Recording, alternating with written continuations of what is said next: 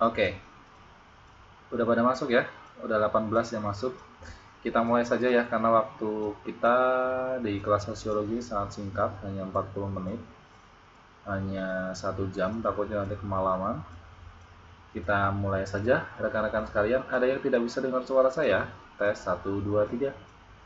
Semuanya bisa dengar suara saya ya?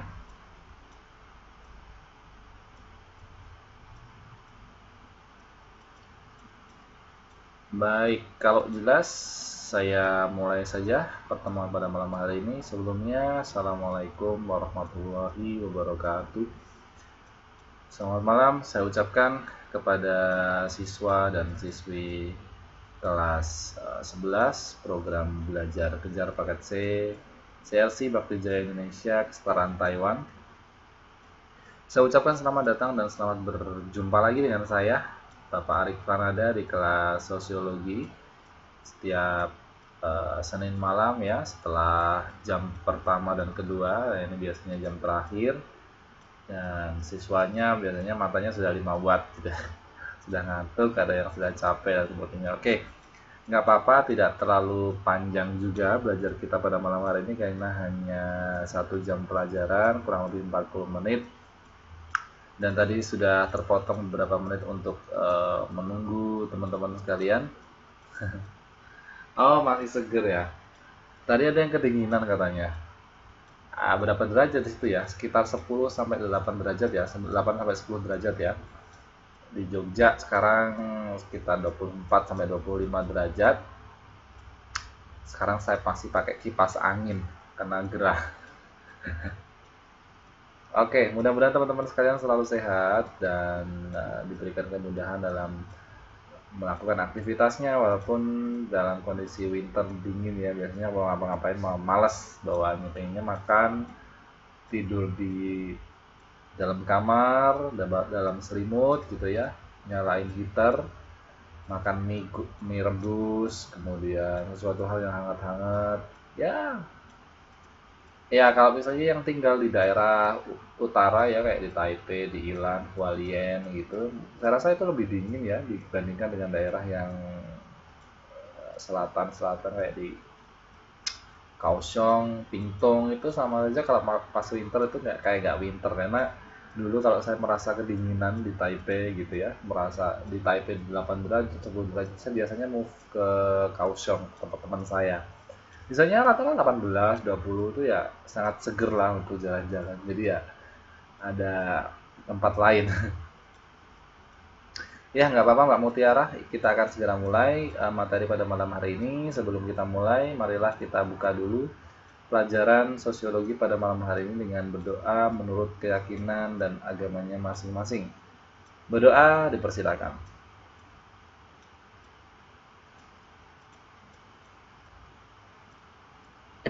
Berdoa selesai, baik.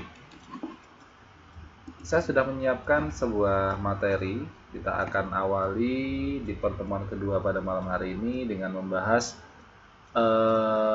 materi baru untuk pelajaran sosiologi di bab 1 tentang struktur sosial.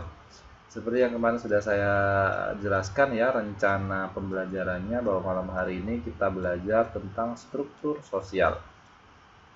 Dan untuk kelas ini saya kira siswanya paling banyak ya, karena kalau saya lihat itu ada 4 kelas sampai D kalau nggak salah ya, kelas A, B, ABK sama D. Jadi kalau saya lihat, wah ini siswanya lumayan banyak, ada 40 atau 30 gitu ya tadi kalau saya lihat di pertemuan selanjutnya. Jadi kayak benar-benar ngajar di kelas realnya ya, kelas sesungguhnya. Kalau dulu satu kelas SMP saya itu, SMA saya itu ya sekitar 40-30 gitu. Ya, saya jadi semangat kalau siswanya banyak ya. Baik, walaupun malam hari ini terlalu singkat dan tidak akan mungkin selesai untuk bab 1 tentang struktur sosial. Jadi di sini saya hanya mempersiapkan beberapa slide saja. Ada sekitar 17 slide tentang struktur sosial saja. Karena struktur sosial ini ternyata bahasanya itu sangat banyak sekali juga ya, dan saya akan bagi dalam beberapa pertemuan karena memang sosiologi tidak banyak bab yang dipelajari. Jadi saya kira nanti 7 kali pertemuan untuk sosiologi bisa mencakup 2 bab sehingga bisa tercover semua ya. Ya, seperti tadi yang sudah saya katakan bahwa bab 1 ini nanti kita akan bahas tentang struktur sosial. Apa itu struktur sosial? Nah, ini dia pembahasannya. Bisa dilihat semua ya, ini papan tulisnya ya. Ada yang tidak bisa lihat?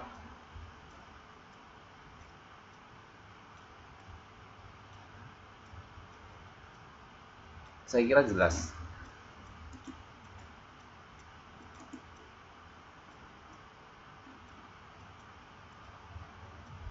Oh, masih polos putih ya. Ini padahal tulisannya hitam loh.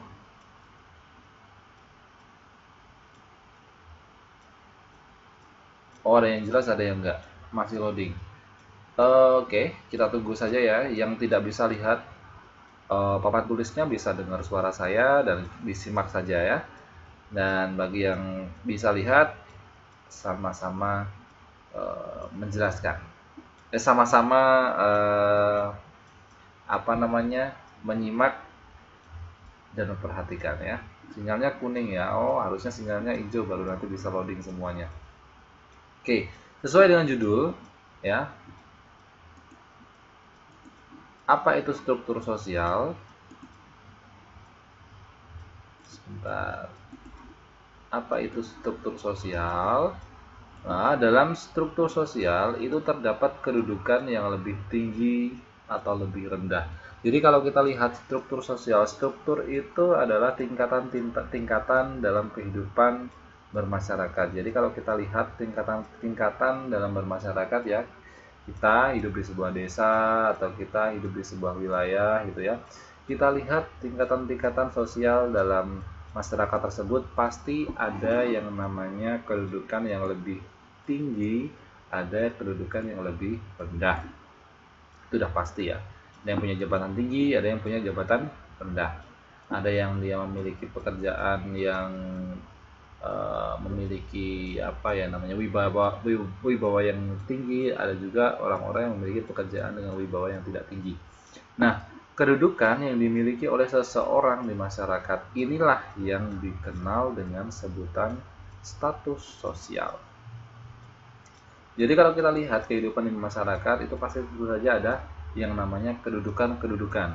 Kedudukan tinggi, kedudukan sedang, kedudukan rendah ya. Kedudukan itu bisa dilihat dari macam-macam aspek. Nah, secara umum terlebih dahulu bahwa kedudukan yang dimiliki oleh seseorang di masyarakat itu dikenal dengan sebutan status sosial ya. Jadi statusnya sebagai apa? Statusnya sebagai konglomerat, statusnya sebagai fakir miskin misalnya, statusnya sebagai gelandangan, statusnya sebagai janda dan sebagainya. Nah, itu yang namanya kedudukan yang dimiliki oleh seseorang dalam kehidupan bermasyarakat. Pada status sosial melekat sebuah peran sosial. Jadi kalau seseorang itu memiliki status sosial, otomatis dia memiliki peran sosial. Semakin tinggi status sosial seseorang, maka akan semakin besar pula penghargaan dari masyarakat. Misalnya, dalam suatu wilayah atau sebuah desa itu ya, ada di situ anggota DPR yang tinggal di daerah tersebut. Nah, otomatis kalau kita dibandingkan dengan yang lainnya, misalnya yang lainnya petani, pedagang gitu ya, guru dan sebagainya, itu macam-macam status sosial di dalam masyarakat tersebut. Ada yang tadi sebagai anggota DPR, ada yang sebagai petani, ada yang pedagang, dan ada juga yang sebagai guru. Nah, semakin tinggi status sosial seseorang, semakin besar pula penghargaan dari masyarakat. Misalnya, biasanya orang-orang yang dia memiliki status sosial yang tinggi itu akan dihormati oleh masyarakat. Misalnya tadi anggota DPR ya, di dalam suatu wilayah pasti dia diajeni gitu ya. Kalau dia jalan misalnya, monggo Pak, di mana Pak? Jadi dihormati. Beda dengan kalau misalnya ada pedagang, seorang pedagang ya, otomatis penghargaannya akan beda, akan lebih besar penghargaan dari masyarakat jika seseorang itu memiliki status sosial yang tinggi. Saya kira teman-teman sekalian setuju dengan penjelasan saya ya.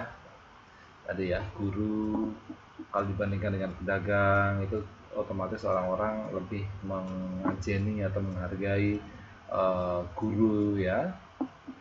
Itu namanya status sosial atau struktur sosial.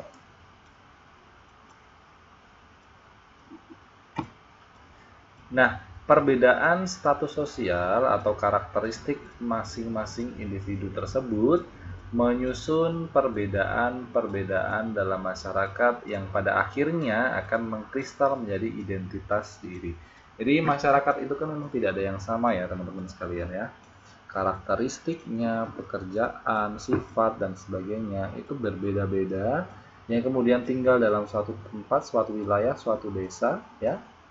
Dengan perbedaan-perbedaan tersebut berkumpul menjadi satu dan akhirnya mengkristal ya, menjadi cap gitu ya. Oh, ada golongan pedagang. Oh, ada golongan petani, ada golongan buruh, ada golongan konglomerat, ada golongan miskin dan sebagainya. Itu menjadi ciri khas. Jadi orang-orang punya cap sekarang.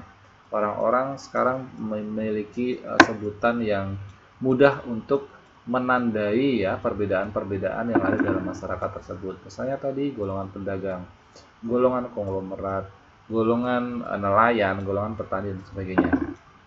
Nah, tadi seperti yang sudah saya katakan bahwa perbedaan-perbedaan tersebut, ya, perbedaan-perbedaan dalam masyarakat itu bisa dilihat dari segi pekerjaan, pendidikan, agama dan lain sebagainya. Tadi misalnya pekerjaan, orang-orang yang termasuk kelompok pekerja sebagai petani, pedagang, ya, anggota DPR, PNS, guru, dosen dan sebagainya.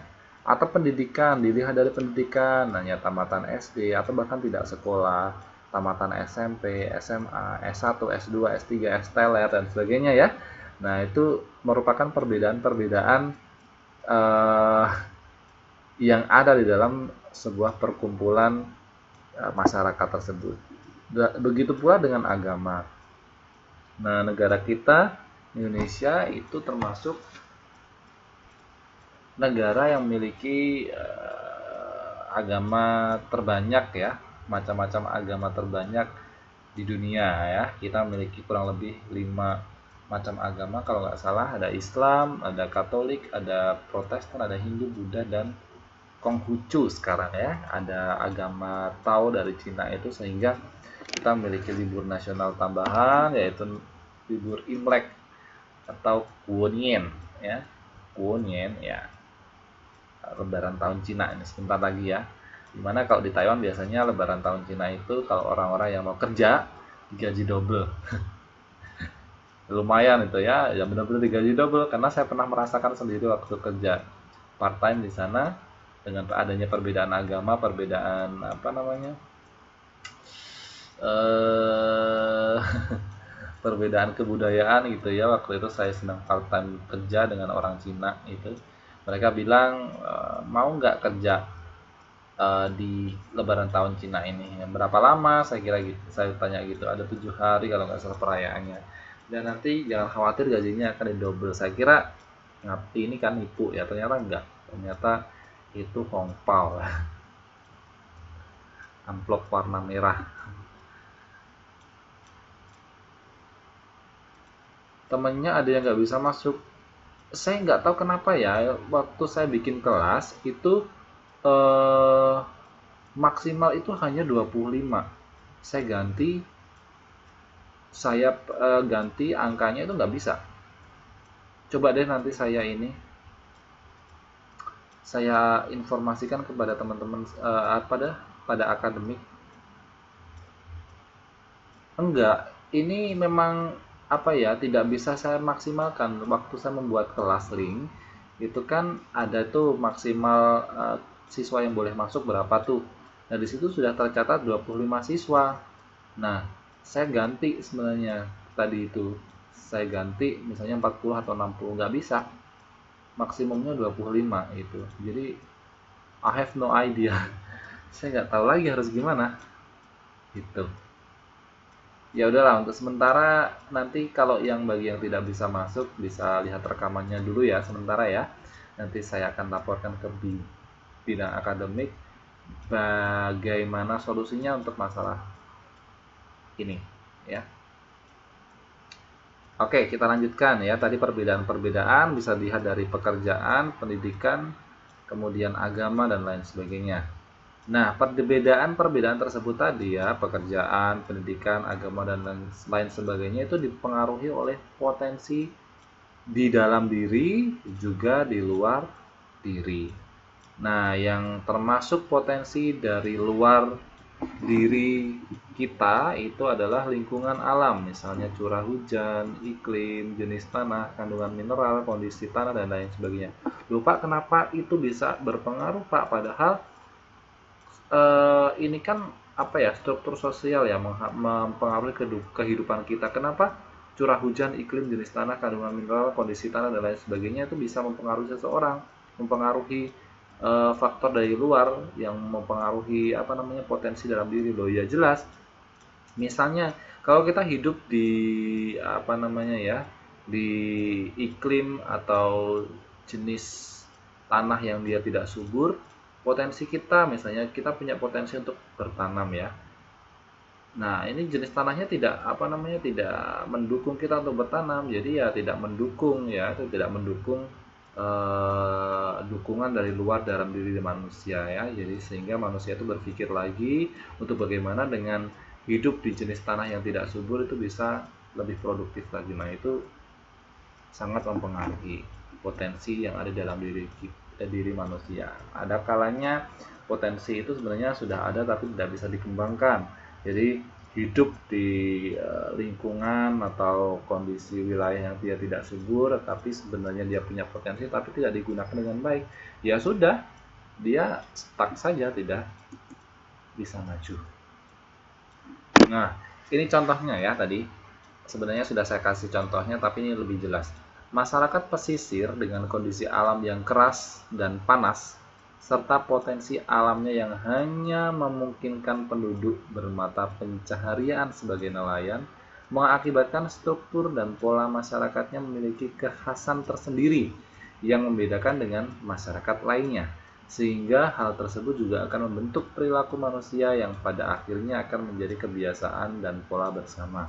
Jadi contohnya jika kita lihat masyarakat-masyarakat yang hidup di pesisir pantai, yang kondisi alamnya keras, panas, ya, yang memungkinkan masyarakatnya hanya bekerja sebagai nelayan, itu akan mengubah sendirinya masyarakat-masyarakat tersebut berpola untuk bekerja sebagai nelayan atau ya bermata pencarian sekitar-sekitar itulah. Ya, sehingga dari yang tadinya itu dipengaruhi oleh alam dengan kondisi tempat tinggal yang memungkinkan hanya bisa bekerja, itu akhirnya menjadi kebiasaan bersama masyarakat tersebut untuk menjadi nelayan dan mencari nafkah atau mencari sumber penghidupan dari apa yang disediakan dari alam tersebut.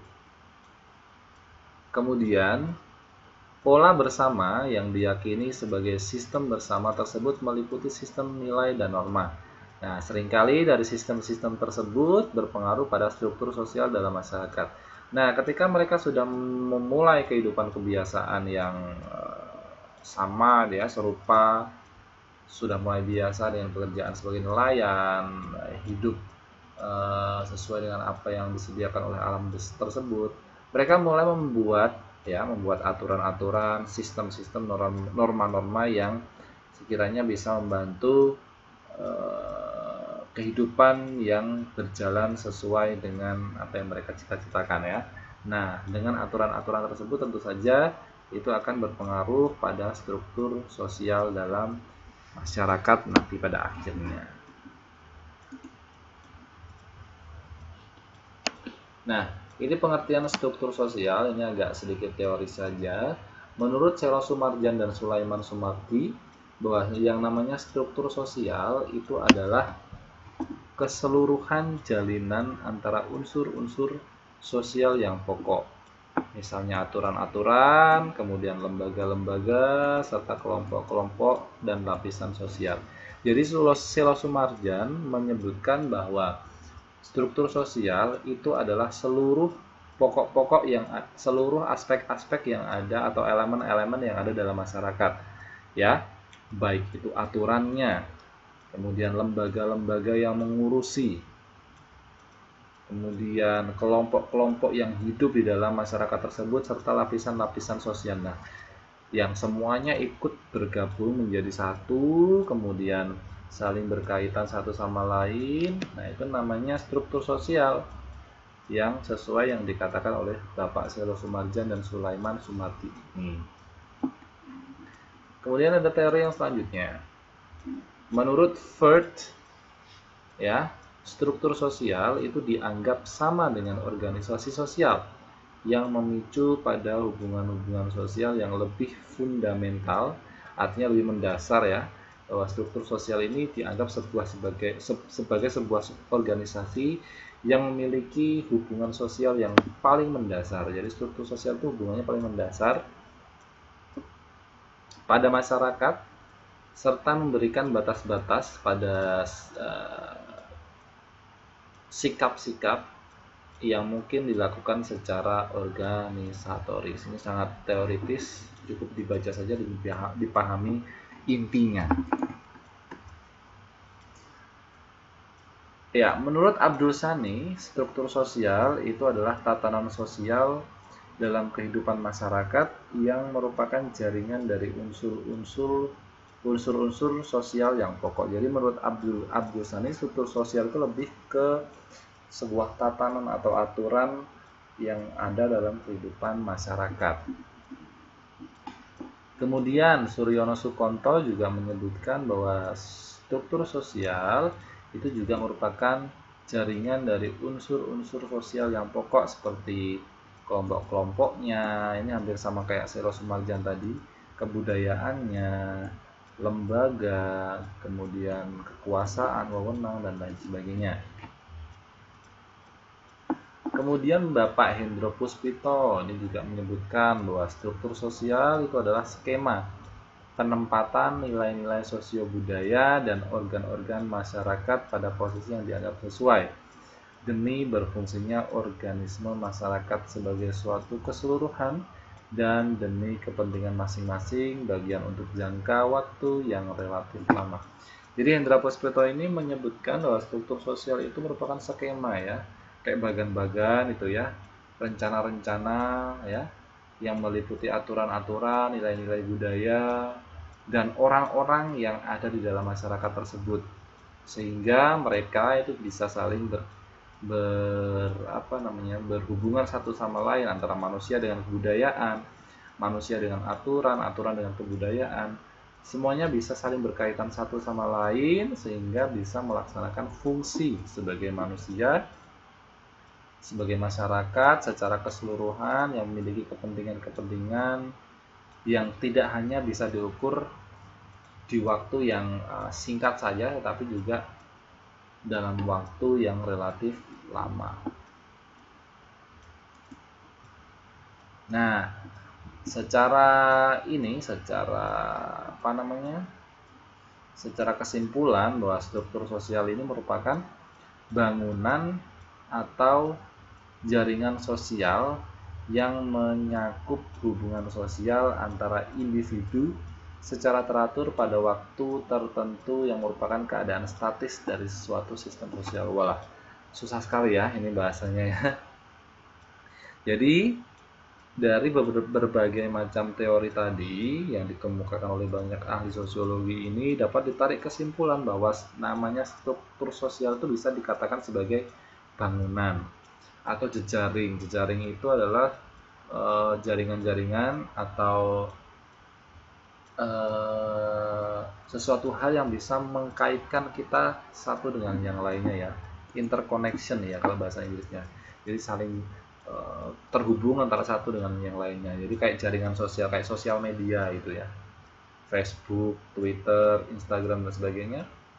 Ya, kita ibaratkan sebagai bangunan atau jaringan sosial tersebut, di mana bisa mencakup hubungan-hubungan sosial, baik itu individu atau manusia atau masyarakat itu dengan aturan-aturan, dengan lembaga-lembaga, dengan sistem, dengan kebudayaan yang sebenarnya itu tuh kita lihat bahwa semuanya itu kan diam, tetapi ternyata semuanya itu kan bisa bergerak ya, saling berhubungan dengan satu sama lain di dalam sebuah sistem yang namanya sistem sosial. Nah, ini ada beberapa hal, ini waktunya tinggal 3 menit lagi. Ada beberapa hal yang ingin saya sampaikan sebelum saya tutup. Ini ada klasifikasi struktur sosial. Ada yang namanya struktur sosial kaku dan struktur sosial yang luas. Ada struktur formal dan struktur informal, ada struktur homogen dan struktur heterogen, ada struktur mekanis dan struktur statistik, ada struktur kewibawaan dan struktur kerjasama, dan ada struktur atas dan ada struktur bawah. Nah, ini hanya sedikit saja klasifikasi struktur sosial yang akan kita bahas di pertemuan minggu depan. Jadi malam hari ini, iya, hanya 40 menit itu cukup singkat, Mbak. Jadi 1 jam saja. Jadi malam hari ini tidak terlalu banyak materi yang akan saya sampaikan, hanya membahas struktur sosial saja. Ya, tidak usah banyak-banyak, nanti kalian muntah-muntah ya. Ya, very sad. Ada masih kurang ya, tapi ya jamnya masih kita tutup sebagai penutupan saja sekitar 2 menit ini. Ya, terima kasih sebelumnya teman-teman kalian sudah bisa hadir di kelas saya, di kelas sosiologi. Terlalu cepat ya, mungkin besok bisa saya tambahkan jadi 45 menit atau 50 menit ya. Karena memang tidak ada tidak ada jam lagi di belakangnya sehingga lebih bisa senggang. Oke, untuk malam hari saya rasa cukup sekian dulu teman-teman sekalian, dari saya kurang lebihnya mohon maaf. Mudah-mudahan ada manfaatnya. Kita tutup dengan berdoa menurut keyakinan dan agamanya masing-masing. Berdoa dipersilakan. Berdoa selesai, selamat beristirahat. Bagi yang kedinginan silakan bersembunyi di belakang selimut. Jangan lupa makan. Sehat selalu, mudah-mudahan apa yang kalian laksanakan bisa diberikan kemudahan selalu dan sehat selalu. Selamat ketemu lagi di kelas hari apa ya? Hari Jumat ya, kelas bahasa Indonesia dan PPKN. Ya, mudah-mudahan masih diberikan kesempatan untuk bertemu. Selamat beristirahat. Saya akhiri. Assalamualaikum warahmatullahi wabarakatuh dan selamat malam.